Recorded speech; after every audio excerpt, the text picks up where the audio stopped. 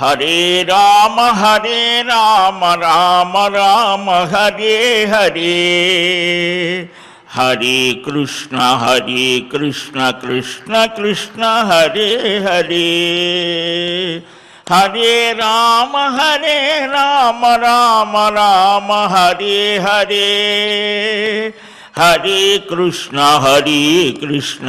కృష్ణ కృష్ణ హరే హరే. శుక్లాంబరధరం విష్ణుం శశివర్ణం చతుర్భుజం ప్రసన్నవదనం ధ్యాయేత్ సర్వవిఘ్నోపశాంతయే. యస్యద్విరదవక్త్రాజ్యాః పారిషద్యాః పరస్యతం విఘ్నం నిఘ్నంతి సతతం విశ్వక్సేనం తమాశ్రయే. నమః శ్రీ వెంకటేశాయ నమో బ్రహ్మోదరాయ చ నమః శాంతాయ కృష్ణాయ నమస్తే అద్భుత కర్మణి అప్రాకృత శరీరాయ శ్రీనివాసాయ తే నమః. నారాయణం నమస్కృత్య నరం చైవ నరోత్తమం దేవీం సరస్వతీం వ్యాసం తతో జయముదీరయేత్. కృష్ణాయ వాసుదేవాయ దేవకీ నందనాయ చ నందగోపకుమారాయ గోవిందాయ నమో నమః. శ్రీలక్ష్మీవల్లభారంభాం విఖనో మునిమధ్యమాం అస్మదాచార్యపర్యంతాం వందే గురుపరంపరాం. నారాయణం నమస్కృత్య నరం చైవ నరోత్తమం దేవీం సరస్వతీం వ్యాసం తతో జయముదీరయేత్. అస్మత్శ్రీ గురుచరణారవిందాభ్యాం నమః. పరమగురుభ్యో నమః. సర్వగురుభ్యో నమః. ఏతదస్तीति నాస్तीति న కశ్చిత్ ప్రతిదృశ్యతే తేషాం ఇమృశతామేవ తత్సమ్యక్ అభిధావతాం. పరమపురుషుని పాదపద్మాల దగ్గర ఆ పురుషోత్తముని నిరంతరం దర్శిస్తూ భావిస్తూ ధ్యానిస్తూ కీర్తిస్తూ స్మరిస్తూ జీవితాన్ని పవిత్రం చేసుకోవాలి అని మనమంతా వెంకటాచలానికి రావటం జరుగుతోంది. అనేకమైనటువంటి దృక్పథాలతో ఆలోచనలతో ఆ దేవదేవుని చెంతకు రావటం, ఇక్కడ ఏదో ఒక దివ్యానుభూతిని పొంది మరలా మన స్థానాలకు వెళ్ళి ఈ స్వామి దర్శనంతో కలిగిన ఉత్తేజాన్ని కొంతకాలం పాటు అనుభవించి మరలా ఇలాగా మరలా దర్శనం, ఆ ఆనందానుభవాన్ని పొందడం. ఆనంద జనకత్వాత్ అంటే ఆ స్వామి యొక్క విమాన శిఖరాన్ని చూస్తేనే చాలు ఆనందం కలుగుతుంది. అందుకనే దానికి ఆనంద నిలయము. అలాంటి ఆ ఆనంద నిలయ దివ్యధాముడైనటువంటి స్వామిని నిత్య నిరతిశయమైన పరమానంద స్వరూపుడుగా ఉపనిషత్తులు వర్ణిస్తాయి. ఆ ఉపనిషత్తులు వర్ణించిన ఆ పరబ్రహ్మ, ఆ పరమానంద రూప గోవిందుడు మనకు అత్యా రూపాన్ని ధరించి చక్కగా దర్శనమిస్తూ ఉన్నాడు. అట్టి ఆ పరమాత్మ తత్వాన్ని తెలుసుకోవడం కోసమే మహానుభావులు మనకు మహర్షాలు వేదాంగములు అనుగ్రహించారు. వాటి సారమేమిటి? ఉపనిషత్తులు అనండి. ఈ ఉపనిషత్తులని శ్రవణం చేయడం ఎందుకనంటే పురాణాలలో వాటి సారం కూడా వస్తుంది. ప్రస్తుతం మనం నారద పురాణాన్ని అధ్యయనం చేస్తున్నాం, అవగాహన చేసుకునే ప్రయత్నం చేస్తున్నాం. పురాణం సర్వశాస్త్ర సముచ్చయం. దీనిలో అన్ని శాస్త్రాలకు ప్రమేయం ఉన్నది. ఒక విధంగా సర్వశాస్త్ర సమన్వయ జ్ఞానం కలిగిన వాడే పురాణ ప్రవచనం చేయాలని కూడా సంప్రదాయం. కానీ ఇటు ఆధునికులకు కానీ ప్రాచీన శాస్త్రాధ్యయనం చేసిన పండితులకు కానీ వీటి మీద ఏమున్నదిలే పురాణం అని. కానీ అలా కాదు. వాటిని ఒక్కసారి చూస్తే మనకు వాటి విషయాలు అవగతమవుతాయి. ఈ నారద పురాణంలో నారద మహర్షి సనందన మహర్షిని అనేక ప్రశ్నలు వేయటం మనం రోజు శ్రవణం చేస్తున్నాం. అధ్యాత్మ సిద్ధాంతం, అధ్యాత్మం అంటే ఏమిటి, ఆ సాధనా క్రమం ఏమిటి, ఇవన్నీ సామాన్య మానవుడి యొక్క స్థాయి నుంచి అడిగాడు. దానికి అనేక సంవాదములు లోగడ జరిగినటువంటి వాటిని కూడా వివరించడం జరిగింది. జనక మహారాజు యొక్క ఆస్థానంలో అనేకమైన ఇలాంటి చర్చలు, వాదోపవాదములు జరుగుతుండేవి అని మనకు ఉపనిషత్తుల్లో వస్తుంది, మహాభారతాది గ్రంథాల్లో వస్తాయి, దీనిలో కూడా వచ్చి. దానిలోనే కాపిలేయుడు అనేటువంటి మహానుభావుడు జనక మహారాజు ఆస్థానానికి రావడం, ఆయనకి స్వాగతం పలకడం, ఆయన దగ్గరకు వెళ్ళి మోక్ష ధర్మాన్ని, జ్ఞానాన్ని, సాంఖ్యము అనేటువంటి దాన్ని ఉపదేశంగా పొందారు. సిద్ధానాం కపిలో ముని, భగవద్గీతలో స్వామి చెప్తాడు విభూతి యోగంలో, సిద్ధులలో కపిల మహర్షిని నేనే. కపిల శబ్దం ఒక విశేషం. సరే, దాన్ని మనకు దిగగానే కూడా పాదపీఠికలో కపిల తీర్థమని, ఇటీవల ఇది ఆల్వార్ తీర్థమని, ఇలాగా చక్ర తీర్థమని కూడా ఇప్పుడు మనం పిలిచే స్థానానికి సుదర్శన చక్రాలు ఉన్నాయి. ఆ కపిల తీర్థం 4 వైపులా నరసింహస్వామి ఉన్నాడు. ప్రాచీనమైనటువంటిది. అక్కడే అనేక మంది మహానుభావులు అక్కడ అన్ని తీర్థ విధులు నిర్వహించుకొని ఎక్కేటువంటి వారు అని. ఆ పైన చక్రతీర్థం, ఈ సనందన తీర్థం, గుహ, ఇవన్నీ కూడా వస్తాయి. సరే, ఈ కపిల మహర్షి యొక్క సిద్ధాంతం సాంఖ్యం. అది శేశ్వరం, నిరీశ్వరం అని కూడా మనకు దర్శన వాన్మయంలో ప్రసిద్ధిగా వస్తోంది. అంటే ఈశ్వరుణ్ణి అంగీకరించారు కొందరు, ఆయనతో పని లేదు అని కూడా, అంటే ఆ సాధనా క్రమంలో ఎలాగా అనేది కూడా ఉన్నాయి. అవంతా కూడా శాస్త్ర విషయకమైనటువంటి చర్చలు. వాటిని కూడా ఇక్కడ సామాన్యీకరించడానికి ప్రయత్నం దీంట్లో చూపించారు. సాంఖ్యం అంటే జ్ఞానము అని.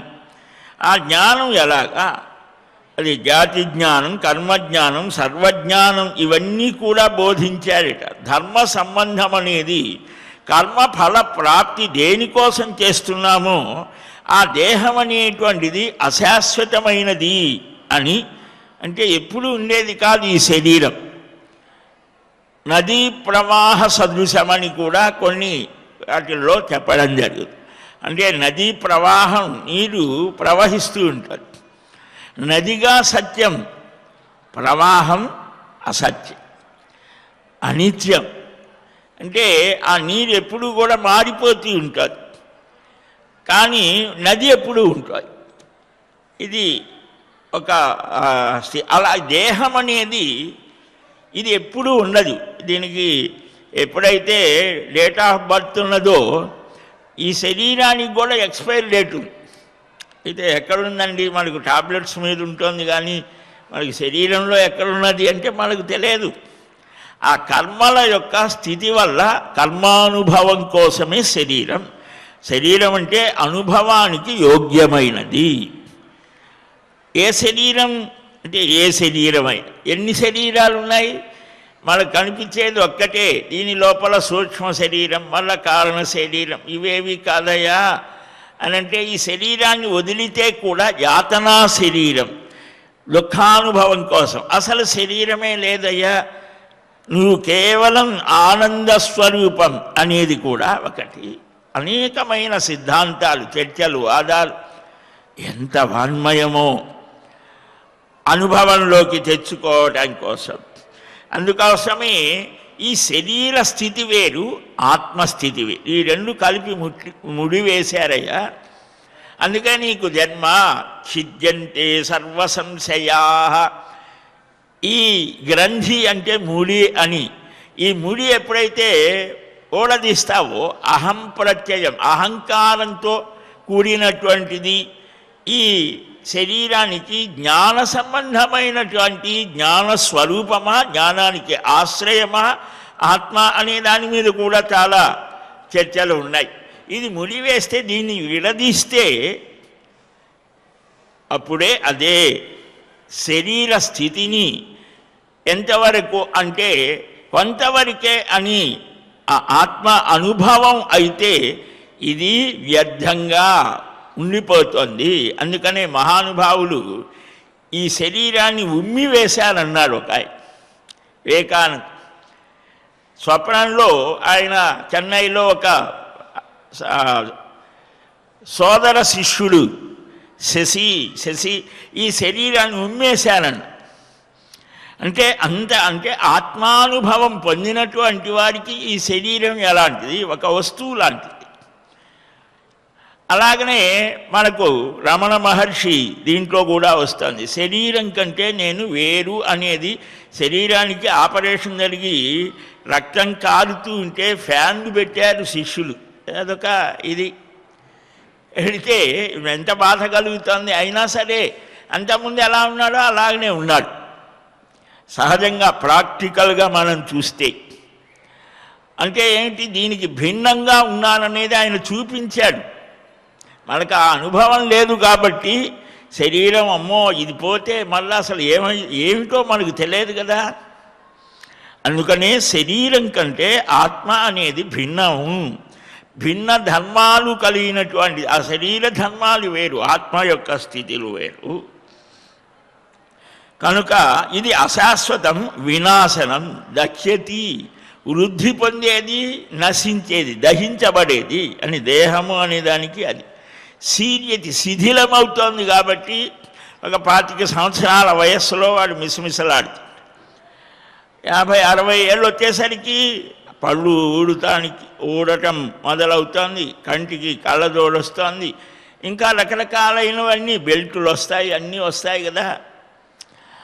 శరీరం స్థూలం కావచ్చు లేదా కృషించిపోవచ్చు, అనేక మార్పులు, శిథిలమవుతూ ఉంటుంది, చివరికి వెళ్ళిపోతుంది. వాసాంసి దీనాన్ని యథావిహాయ, మురికి వస్త్రాన్ని ఎలాగైతే విదిలించి వేస్తామో అలాగా మహానుభావులు ఈ శరీరాన్ని వదిలివేసి క్రొత్త శరీరం, అసలు శరీరమే లేకుండా చేసేటువంటి స్థితి ఒకటి. ఒకవేళ శరీరం వస్తుంది, జాతస్య హి ధ్రువో మృత్యు ధ్రువం జన్మమృతస్య చ, స్పష్టంగా చెప్పారు మనకి. మళ్ళా వచ్చింది అనుకో, నీ స్థితిని అనుసరించి కొత్త శరీరం వస్తుంది, ఎందుకురా బాధ అని నీ స్వస్వరూపాన్ని గ్రహించు. అప్పుడు నీవు యుద్ధం చేయి, వ్యాపారం చేయి, వ్యవసాయం చేయి, నువ్వు ఏదైనా చేయి, ఏ పని చేసినా ఉత్సాహంగా, ధైర్యంగా, భయాలు పొందకుండా నిర్భయంగా నీవు జీవిస్తావు అని మనకు అమృతస్య పుత్రాః అని ఉపనిషత్తు బోధిస్తోంది. కనుకనే అధ్రువము, చలము, వినాశము అని దీనికి లోకసాక్షికంగా ప్రత్యక్షంగా నశిస్తూ ఉన్నా, శాస్త్రజ్ఞానం చేత ఉన్నది అన్నా పరాజితుడే అవుతాడు. ఆత్మజ్ఞానం లేకపోవడమే ఆత్మకు మృత్యువు. కనుక శరీరానికి జరాస్వరూపం, వృద్ధాప్యం అనేది దానికి మృత్యు. జన్మ, వ్యాధి, జరా, విపత్తి, మరణై వీటికి చాలా ఉన్నాయి కదా. అందుకనే దుఃఖాలయం అశాశ్వతం అని భగవద్గీత మనకు చెప్తారు. శరీరాన్నే ఆత్మ అనుకోవడం మోహం చేత కానీ సత్యం కాదు, సముచితము కాదు. చార్వాకులు వీరంతా కూడా చారువాక్ అన్నమైన తీయని పలుకుల చేత ఇదే ఈ లోకమే సత్యము, లోకాయతనము అంటారు. లోకమే ప్రధానం, శాశ్వతము. ఇక్కడ ఉన్నంత వరకు హాయిగా జీవించాలి, పరలోకం అనేది లేదు, ఇలాగ ఆత్మ అనేది లేదు అని వాడి ఇది అది సరైనది కాదు.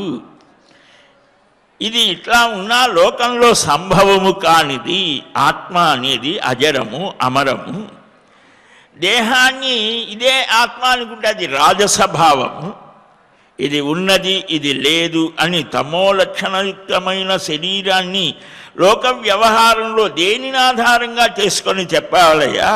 భావము, అభావము, వీటికి మూలమైనటువంటి నిశ్చయం ప్రత్యక్షమే. కాబట్టి ఈ అనుమానంతో రేతస్సోనిత సంయోగం చేత ఘృతపాక స్థితి లాంటిది అని, అంటే ఇక్కడ కొంచెం పారిభాషిక పదాలతో ఉంటాయి. ఈ జాతి జ్ఞానం అయస్కాంతం లాంటిది అని ఇలాగా ఈ నాస్తికులైన వాడు ఎలాగ నిశ్చయం చేస్తాడు? అవిద్య, కర్మ, ఆశ ఇవి పునర్జన్మకు కారణము అని చెప్తారు. ఇలాగా ఈ శరీరం నశించినా దహించినా ఇక ఉండేది కాదు, లేదు. ఆ అవిద్య నశించినా దాని నుండి మరొక మోహం పుడుతోంది. దీనినే సత్వ సంక్షయము అంటారు. మనకు పునర్జన్మ, కర్మ, ఈ వలయం ఇవన్నీ కూడా చెప్పుకున్నాం. మనకు ఉన్నది మన రక్తంలోనే ఉంది. అనేక కథలు చెప్తారు. అయితే ఏ స్థితిలో ఉన్నా ఎన్నో జన్మలలో మనం పేర్చుకున్నటువంటి సంస్కారాలు మనల్ని నడిపిస్తాయి. దానికే మహానుభావులు చెప్తూ ఉంటారు ఒక చమత్కారం కాదు, అది మనకు మనస్సుకి పట్టడం కోసం. పూర్వం కాశీకి వెళ్ళేవారు. అంటే అడవులు ఇవన్నీ నదులు దాటి అనేక కష్టాలు పడి వెళ్ళేవారు. కాశీకి వెళ్ళినా కాటికి వెళ్ళినా ఒకటే అని. అంటే మళ్ళీ తిరిగి వస్తాడో రాడో, మధ్యలో దొంగలు కొట్టవచ్చు, లేదా పులులు మింగచ్చు, ఏదైనా కావచ్చు అని. అందుకనే తిరిగి వచ్చిన వాడికి మేళతాళాలతో స్వాగతం పలికి అందరికీ ఇవి అన్న ప్రసాదం పెట్టి ఇలాగ చేసేవారు నిన్న మొన్నటి వరకు కూడా. ఇప్పుడు కూడా కొందరు చేస్తున్నారు అనుకోండి. ఇప్పుడు ఫ్లైట్లో ఏదో కొన్ని గంటల్లోనే వెళ్ళొచ్చు, మళ్ళా కావచ్చు. కానీ వెనక అలా కాదు. అట్లా ఒక బృందం వెళ్ళారట. ఒక సద్బ్రాహ్మణుడు బయలుదేరాడు. వెళ్తూ ఉంటే కొంచెం దగ్గరకు వచ్చాడు. వచ్చేసరికి అంత్యకాలం ప్రాప్తమై, ఎక్కడి దాకా వచ్చామురా అంటే ఇక్కడ అంతా కూడా ఈ రకరకాల వాసనలు వస్తున్నాయి గురువుగారు. ఇక్కడ ఈ తలారులు, ఈ వధ్య ఉరి తీసేవాళ్ళు, రకరకాల వాళ్ళు ఉన్నటువంటి వాటికలాగా ఉన్నది అని అంటే, అరే ఇక్కడికి వచ్చామా అంటూ మరణించారు. ఆ అంత్యకాలంలో అంటే నారాయణ స్మృతి అని కదా, అంటే సామాన్య స్థితిలో ఉన్నట్టు. అది ఆ సంస్కారం మరుసటి జన్మ అక్కడే పుట్టాడు. ఆయన ఉద్యోగం ఏంటి అంటే ఉరిశిక్ష వేసిన వాడికి ఉరి తీయడం. మామూలుగా అది చాలా తక్కువది అని మనం అనుకుంటాం కదా సామాన్య స్థితిలో. కానీ ఆయన అనుకోలేదు. ఆయన ఏం చేశాడు, ఆ తీసేటువంటి స్థానాన్ని బాగా చక్కగా పుష్పాలతో దేవుడి ఫోటోలు పెట్టేశాడు, అగరవత్తీలు వెలిగించాడు, కర్పూర, అదొక దేవాలయంలాగా చేసి పెట్టాడు. చేసి ఆ ఉరి తీసే సమయంలో నామస్మరణ చేసేవాడు. గోవింద, హరి గోవింద, రామ్ రామ్ గోవి, అలాగా రామ రామ రాజా రామ్, రామ రామ దశరథనందన రామ్ రామ్ రామ్, దశముఖమర్దన రామ్ రామ్ రామ్, పశుపతి రంజన రామ్ రామ్ రామ్, పాప విమోచన రామ్ రామ్ రామ్. అలాగ భజన చేస్తుంటే వాళ్ళు బాగా తాదాత్మ్యం పొందినప్పుడు ఈ తాళ్ళు లాగేవాడు. ఏమైంది, వాడు ఉత్తమ స్థితిని పొందేవాడు. అంటే వృత్తి ఏదైనా నీ వృత్తం అనేది సరిగ్గా, అంటే వృత్తం అంటే నడవడిక, ఆ ఆలోచన చక్కగా ఉంటే ఏ వృత్తి తప్పు కాదు, దోషం కాదు. నువ్వు చేసేటువంటి పనిని భగవత్ సేవగా చేస్తే అది నీకు ఉత్తమమైన స్థితి కలిగిస్తోంది అని ఆ సంస్కారం చేత అలాంటిది అని ఇంకా కాపలాగా చాలా చెప్పారు. తస్మాత్ మన శరీరంలోనే ఉన్నారయ్యా దొంగలు, కామ క్రోధ లోభ మోహము మదము మాత్సర్యం. ఈ వీరు జ్ఞానరత్న అపహారిత, జ్ఞానమనే రత్నాన్ని అపహరిస్తారు. తస్మాత్ జాగ్రత్త జాగ్రత్త. పహరాకా అంటే ప్రతి జాముకి ప్రతి 3 గంటలకు కూడా ఆరాహుషారు అంటే దొంగలు ఉంటారు జాగ్రత్త అని కాపలా కాసేటువంటి దాంట్లో కూడా ఇది మనకు. కనుక ఇక్కడ ఈ హేతువులన్నీ కూడా ఏం చెప్తున్నాయి? శరీరం కంటే స్వరూపం చేత, జాతి చేత, శృతి చే, అర్థం చేత భిన్నమైనప్పుడు శరీరంలో ఆ ఆత్మ ఉన్నది అని ఎలాగ నిశ్చయిస్తాము? ఇలాగ నిశ్చయించకపోతే జ్ఞానము, విద్యా, తపస్సు, విద్యా తపోభ్యాం పూతాత్మ, విద్య చేత తపస్సు చేత పవిత్రులమై ఆ ఆత్మస్వరూపాన్ని తెలుసుకోవడం జరుగుతుంది. కనుక ఈ శరీరం అనేది నశించిన మళ్ళా ఎలా పుడుతోంది? ఈ కర్మలు, తపస్సు వీటి యొక్క స్థితి ఏమిటి? కనుక ఇలాగా అనేక వ్యవహారములు, వేద శబ్దములు కూడా లౌకికములే అని ఆలోచిస్తారయ్యా. ఏతదస్తీతి నాస్తీతి, ఇది ఉన్నది ఇది లేదు అని ఏ ఒక్కడు నిశ్చయించలేడు. చక్కగా జ్ఞానాన్ని అనుసరించి విమర్శించే వారికి ఒక చోట బుద్ధి నిలబడదు. శరీరం మాత్రం వృక్షంలాగా జీర్ణమైపోతుంది. చక్కగా జ్ఞానాన్ని అనుసరించి విమర్శించే వారికి ఒక చోట బుద్ధి అనేది నిలుస్తోంది. శరీరం మాత్రం నశిస్తుంది. అన్ని ప్రాణులు దుఃఖితులై మావటి వాణి చేత ఏనుగు ఏ విధంగా ఆశల చేత ఆకర్షించబడుతోందో అలాగా ఆకర్షితమవుతోంది. అంటే ఏనుగుని తమ అధీనంలో ఉంచుకోవాలి అని అంటే ఇప్పుడు ఎట్లా చేస్తున్నారో తెలియదు. శాస్త్రాల్లో చెప్పడం, ఒక కర్ర ఏనుగుని తయారు చేసి ఒక చోట ఉండి ఆడు ఏనుగుని పెద్ద గొయ్యి తీసి దాని మీద అన్నీ కూడా పరచి అవతల వైపు దీన్ని తరిమితే ఆ ఆడ ఏనుగుని చూసి, కొయ్య ఏనుగుని చూసి వాంఛతో ఈ ఏనుగు అలాగ వెళితే ఆ వెళ్ళేదారిలో ఇది పడిపోతుంది కింద ఆ గుంటలోకి, పెద్ద గర్తంలోకి పడిపోతే దానికి కొద్ది కొద్దిగా ఆహారం ఇస్తూ, అంటే తన మీద ఆధారపడేట్టుగా చేసుకొని ఆ మావటివాడు ఏనుగుని స్వాధీనం చేసుకుంటాడు. అంటే అక్కడి నుంచి వీడు చెప్పినట్టే అది అంతటి బలం వీడికి ఉన్నది, ఆ మనిషికి లేదు. మనుష్యుడికి అంతటి బలం లేకపోయినా ఏమున్నది? బుద్ధి ఉన్నది. దానితో దాన్ని నియమిస్తాడు అని. అలాగనే మనుష్యుడు కూడా ఈ వ్యామోహాలకు, చర్మగత వ్యామోహానికి లొంగిపోతాడు అని మనకు ఉపమానంగా అనేక చోట్ల చెప్పడం జరుగుతుంది. కనుక అలాగా ఆశల చేత మనిషికి ఏమిటయ్యా అంటే ఆశయా బధ్యతే లోకే. ఈ ఆశ అనేది వచ్చే సంవత్సరం బాగుంటుందండి, మా పేరు మీద కలిసి వస్తుందా, ఇల్లు కడతామా, మా పిల్లలకు పెళ్లి చేస్తామా, ఆశ. వచ్చేమో క్రోధినామ సంవత్సరంలో ఉగాది పోయిన తర్వాత మీ పిల్లవాడికి పెళ్లి జరుగుతోంది అంటారు. అంటే జరగచ్చు, అది శాస్త్రం. దాని ఇది అంటే వేదాంత స్థితిలో ఏమిటి అంటే ఈ ఆశ అనేది మనుష్యుణ్ణి లొంగదీస్తోంది. దుర్యోధనుడికి వాడికి ఉన్నది, కావలసినంత ఉన్నది, ధనం ఉన్నది, అధికారం ఉన్నది, అర్ధబలం, అంగబలం అన్నీ ఉన్నాయి. కానీ ధర్మరాజు రాగలేనే నేను. ధర్మరాజుకి అందరూ కూడా సాష్టాంగ దండాలు పెడుతున్నారే, ప్రేమతో పెడుతున్నారే, కొన్ని కోట్ల కానుకలు ఇచ్చారే, మనులు మాని అవన్నీ నాకే రావాలి. ఉన్నదానితో తృప్తి కాకుండా లేని దాని గురించి ఆలోచన చేసి మనస్సు పాడు చేసుకొని అనారోగ్యాన్ని తెచ్చు. దుర్యోధనుడికి అదే అయింది. అమర్షణం సహించలేకపోయాడు వాడు.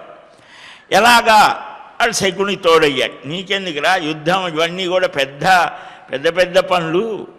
నేను ఒక్కసారి ఆట వేస్తే ఆ అక్ష విద్య అనినది, దానికి కూడా అక్షలు దూరం పాచికలకు ఒక దేవతలు ఉంటారు, అధిదేవత, దాన్ని నేను స్వాధీనం దాన్ని కనుక చేస్తే మనం చెప్పినట్టే ఉంటే 5 నిమిషాల్లో అయిపోతుంది పని. ఇది బాగుంది అనుకోండి. అట్లాగే జరుగుతుంది. ఇలాగ జరిగితే అప్పుడు అదే ద్రౌపది అడుగుతోంది. మహాభారతం వనపర్వంలో ద్రౌపది, ధర్మరాజు, భీముడు, వారి సంభాషణ, వారి వాదాలు చూస్తే మనకు చాలా దగ్గరగా ఉంటుంది. మహాభారతం, వ్యాసభారతం చదవాలి.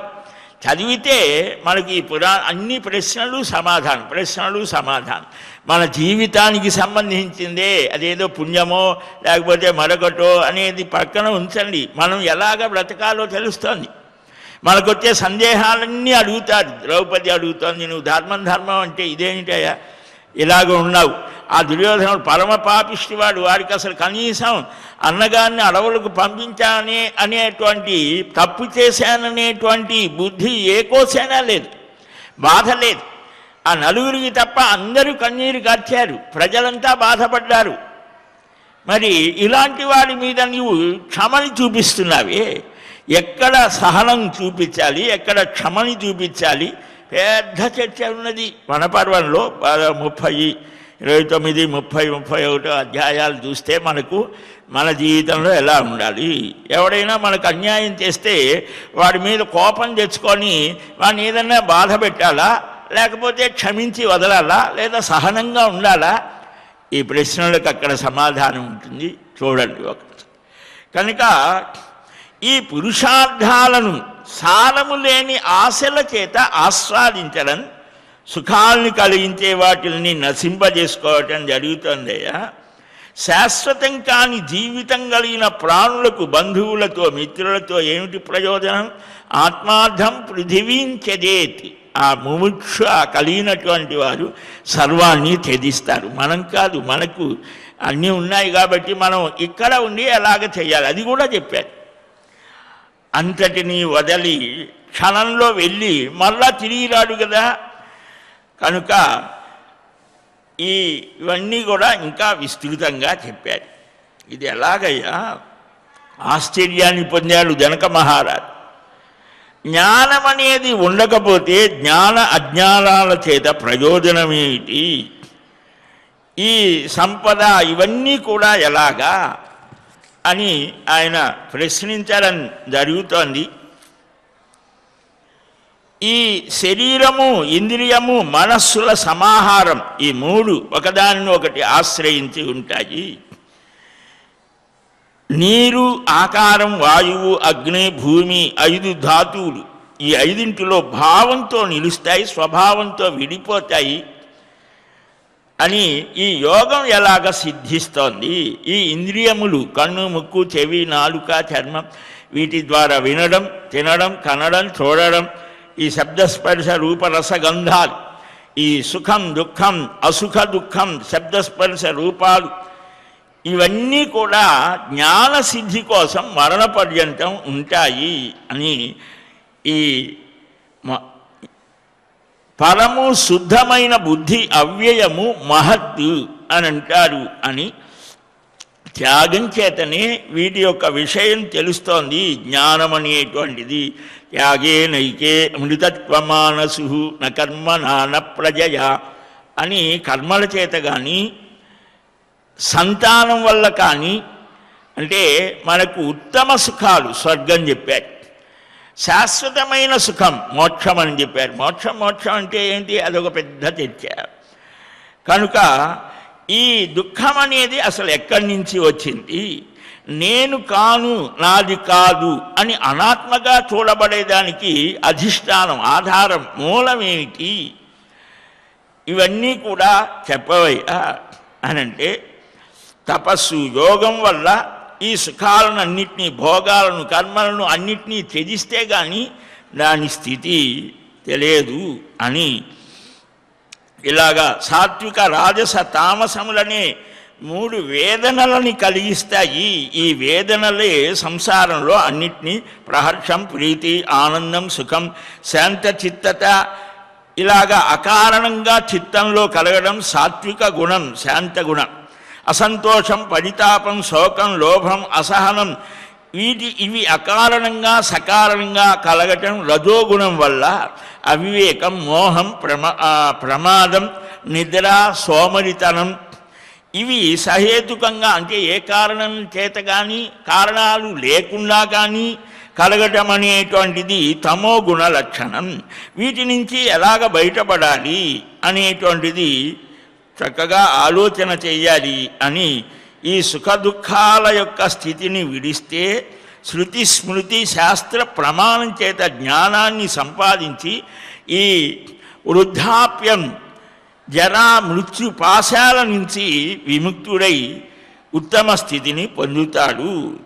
ఈ పుణ్యపాపాలు నశిస్తే నిర్లేపం, నిర్లింగమైనటువంటి ఆకాశం మహత్తత్వంలో దర్శించడం జరుగుతుంది అని ఇలాగ చాలా ఉపమానాలు చెప్పాడు. దుఃఖ విముక్తి ఎలాగ కలుగుతుంది. తత్వ నిశ్చయ జ్ఞానం అంటే అదే. మనకు అన్నిటినీ కూడా ఏ సుఖము అనేటువంటిది ఏదైతే ఉన్నదో అది పరిణామంలో దుఃఖాన్ని కలిగిస్తుంది. ఉదాహరణకు బాగా స్వీట్ తిన్నాం, బాగా ఉన్నది, నాలుక రుచిగా ఉన్నది అని బాగా తిన్నాం, ఏమవుతుంది?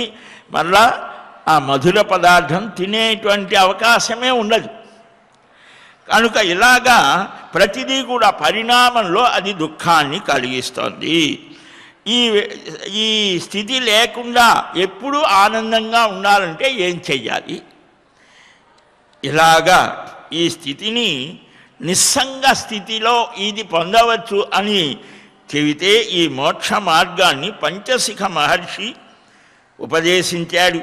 జనక మహారాజు నాది అనేది లేదు అని ఎంత గొప్ప స్థితికి వెళ్ళాడంటే రాజ్యానికి హాని జరిగినా దానితో నాకు సంబంధం లేదు అనేటువంటి స్థితికి నిస్సంగ స్థితిని పొందాడు అని. ఇలాగా ఆపదలను కూడా దుఃఖించకనే అనుభవించి కపిలుని ఆశ్రయించిన జనకుడిలాగా ప్రతివాడు ఉత్తమ స్థితిని పొందవచ్చు అని దీంట్లో చెప్పడం జరిగింది. సహజంగా మనుష్యుడైనటువంటి వాడికి పుట్టుకతోనే దుఃఖం. తల్లి కడుపులో ఉన్నప్పుడు దుఃఖం, బయటకు వచ్చాను నీళ్లు చల్లుతారు ముఖాన, వాళ్ళు నీళ్లు చల్లినప్పుడు మనం కదలిక లేకపోతే ఏడవకపోతే వాళ్ళు బాధపడు, మనం ఏడిస్తే వాళ్ళ తల్లిదండ్రులు సంతోషం. ఏడుపుతోనే మొదలు. తర్వాత అమ్మ పెంచుతోంది, కడుపులో ఆకలి వేస్తుంటే కడుపులో నొప్పి ఏమో అని డ్రాప్స్ వేస్తుంది. కడుపులో నొప్పి వచ్చి అరిస్తే ఆకలి వేసిందేమో అన్ని అన్నం పెడుతుంది, చెప్పలేడు కదా, మాటలే, అది దుఃఖమేగా. వయస్సు వస్తుంది, వాడికి ఏమీ తెలియదు, నిప్ప ఇది పట్టుకుంటే ఏంటి, పట్టుకోకపోతే ఏంటి తెలియదు. మళ్ళా ఇంకా పెరిగాడు, ఈ వ్యామోహాలు ప్రతిబంధకం అవుతాయి. ఇంకా పెరిగాడు, ఏమవుతుంది, అయ్యో పిల్లలు పెద్దవాళ్ళు అయ్యారు, వారికి ఉద్యోగం లేదు, సద్యోగం లేదు, అయ్యో మనం వీళ్ళందరినీ ఎలా పోషించాలి. వెంకటాచల మహాత్మ్యంలో జనక మహారాజు అలాగనే బాధపడితే ఆ మహానుభావుడు శతానందుల వారు వచ్చి వెంకటేశ మహాత్మ్యం చెప్పాడని భవిష్యోత్తర పురాణంలో వస్తాయి. ఇవన్నీ మనకు దగ్గరవే, మన కోసమే వచ్చినవి పురాణ వాజ్మయం. అయితే అవి సమన్వయం చేసుకునేటువంటి జ్ఞానం ఆచార్యుల ద్వారా మహాత్ముల ద్వారా పొందాలి. అప్పుడు మన జీవితాన్ని ఇంకా తేజస్వంతంగా ధర్మ మార్గ స్థితిలో చక్కగా గడపగలం. అందుకనే మనకు ప్రస్థానత్రయము అని పెద్దలు, ప్రస్థానం అంటే ప్రయాణం అని 3 రకాలైనటువంటివి చెప్పారు. ఆ మూడింటికి కూడా చరమగమ్యం ఆనంద స్థితి, అదే మోక్షస్థితి. కొత్తగా ఎక్కడి నుంచి అయినా వస్తుందా ఇది, లేదా తానే ఆ ఆనంద స్థితే? దీని మీద కూడా చాలా కారణములు ఉన్నాయి. ఉపనిషత్తులు, బ్రహ్మసూత్రాలు, భగవద్గీత. ప్రస్థానత్రయం అంటే ఈ 3 అని. నేను శరీరం కాదు అని ఎలాగ చెబుతావయ్యా? ప్రత్యక్షంగా కనిపిస్తుంటే కాలికి ముళ్ళు గుచ్చుకుంది, లేదా ఇంకొకటి రోగం వచ్చింది, అయ్యో ఇలాగా అని అనుభవంలో తెలుస్తుంది కదా. అలాంటిది శరీరం ఏమి లేదు, ఇంద్రియాలు లేవు, అవి లేవు, ఇవి లేవు అంటే ఎలాగా? సందేహం. నీవి శరీరం కాదు ఆత్మ అని అంటే ఈ ఆత్మ అనే దానికి ఏమి కన్ను ముక్కు చెవి ఇవేవి లేవు. మరి ఎలాగ తెలుసుకోవటం? ఇంద్రియాలకు అందేది కాదు. మరి మనకు కనిపించేటువంటి మనకు కలిగే అనుభవాలన్నీ ఇంద్రియ సంబంధమైన అనుభవాలే. కంటితో చూస్తేనే, చెవితో వింటేనే, నాలుకతో రుచి చూస్తేనే, ముక్కుతో వాసన పీలిస్తేనే, చర్మంతో స్పృశించడం, ఆ స్పర్శ ద్వారానే మనకు అనుభవాలు కలుగుతున్నాయి. వీటికి అతీతంగా ఉన్నదంటే అది ఎలాగ అసలు? ఇదే చార్వాకుడు కూడా ప్రశ్న. అలా కాదు, ఇది కూడా ఒక అనుభవమే. అది ఎవరికి వాడే. నా కడుపులో నొప్పి వచ్చిందంటే నా అనుభవం మీకు లేదు. ఏం కడుపులో పోలా, బాగానే ఉన్నావు కదా, చక్కగా దృఢంగా ఉంటే నీకేం నొప్పి, ఏం లేదు అంటాడు ఎదుటివాడు. నా బాధ నాకు తెలుసు, నాది నా అనుభవం. ఇది కూడా అందుకనే ఈ సందేహ నివారణం కోసం శ్రవణం చేయమన్నారు. ఆత్మవారే ద్రష్టవ్యో మంతవ్యో, ఆత్మవారే ద్రష్టవ్యో శ్రోతవ్యో మంతవ్యో నిధిధ్యాసితవ్య. యాజ్ఞవల్క్య మహర్షి బృహదారణ్యకంలో గార్గి అని ఆ మహానుభావుడు భార్యకు ఉపదేశించారు. ఇదే ఆధారం. ఉపనిషత్తుల్లో బృహదారణ్యకం, ఛాందోగ్యం, ఇలాగ ఈ ఉపనిషత్తులన్నీ కూడా మనకు సంశయ నివారణం, శ్రవణానికి అవి. వాక్యార్థ విచారణాధ్యవసాయ నివృత్తా బ్రహ్మావగతి అని ఆచార్యులు భాష్యాలలో వాటిని వివరించడానికే వచ్చాయి. అది చాలా జటిలమైనటువంటిది కనుకనే అనేక ఉపమానాలు, యుక్తులు మననం చేయాలి. శ్రవణ మనన నిధిధ్యాసనం అని అంటే ఉత్తమాధికారులు, మధ్య స్థితిలో ఉన్నవారు, మందాధికారులు అని విభాగం చేశాడు. మనం పాఠశాలలో ఏ విధంగా అయితే ఈ మంచి ఆల్ఫా బీటా డల్లర్ ఏదో పెడతారు కదా, అలాగనే సేమ్ ఇదే మనం కూడా వేదాంత శాస్త్ర విషయ అవగాహన చేసుకోవడానికి మన బుద్ధి ఏ స్థితిలో ఉన్నది దాన్ని బట్టే గ్రేడ్. ఈ మందాధికారులు లోకంలో ఎక్కువ వారే కదా, వారికి వాక్యార్థ ఉపనిషత్ వాక్యార్థ శ్రవణం చేయాలి. మనన నిధిధ్యాసనం చేత బ్రహ్మానుభవం సిద్ధిస్తోంది. ఆత్మాచ బ్రహ్మ బ్రహ్మభావశ్చ మోక్ష అని భాష్యకారులు చెప్తారు. ఈ యాజ్ఞవల్క్య మైత్రేయీ సంవాదం చాలా విశేషంగా వస్తుంది. ఈ బ్రహ్మసూత్రాలు ఆ ఉపనిషత్ వాక్యాలని సమన్వయం చేయడానికి, సందేహాలు పోగొట్టుకోవడానికి, నిశ్చయ జ్ఞానం కలగటానికి బ్రహ్మసూత్రాలు వచ్చాయి. భగవద్గీత నిధిధ్యాసనం అన్నారు, అది అనుభవం, నిశ్చయం.